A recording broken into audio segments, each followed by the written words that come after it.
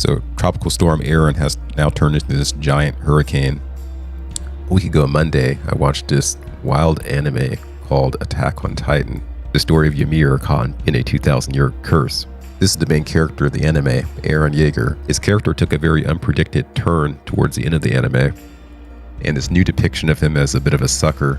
About half the fan base for what was to be one of the most popular anime of all time really revolted against this character change. So while I was contemplating this a week ago Monday, I then come across information about this tropical storm at that time way out east of the Caribbean. I thought, well, that's interesting. So now it's very huge. And this Monday, just a few days ago, I came across this picture. It was posted by Truth Seeker.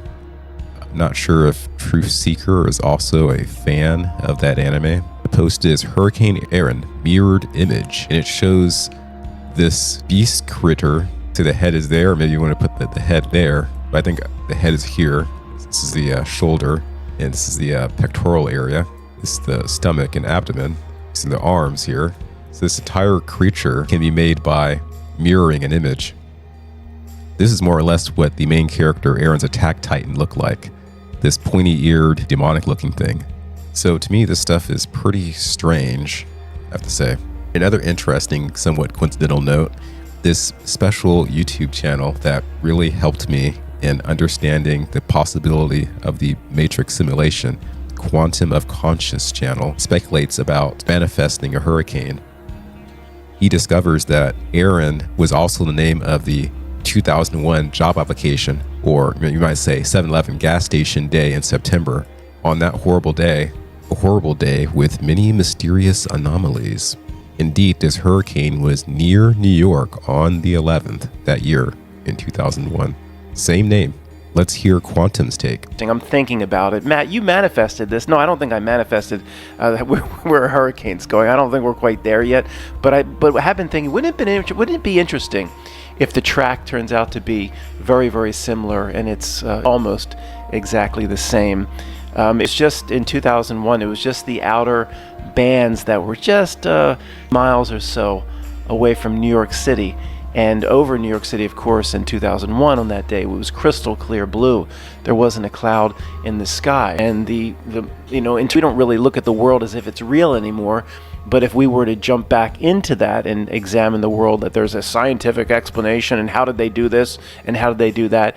To jump back into it, Judy Wood's explanation to me is the closest. That they did harness the power back into what was called Hurricane Erin to do what happened in New York City. So I'm not sure how that would have happened, but indeed the hurricane was very close to the epicenter on the 11th itself. That would imply that there is some understanding about how to extract energy from storms in order to use that energy to accomplish destructive work elsewhere. Quantum points out that this strange town, Salisbury, so you have like Charleston, New York, Portland, Hatteras, then Salisbury, so they put that on a map for some reason.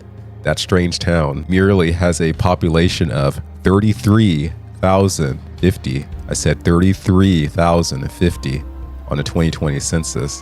Matt with Quantum thinks that could be an indication. I'm not sure why that would be relevant, given that 2020, 19 years after 2001. May have to do with coding for discovery, like there are little clues put in different situations, and we're supposed to go and look at the old events and analyze these events for these special number clues. I don't know, tell me what you think.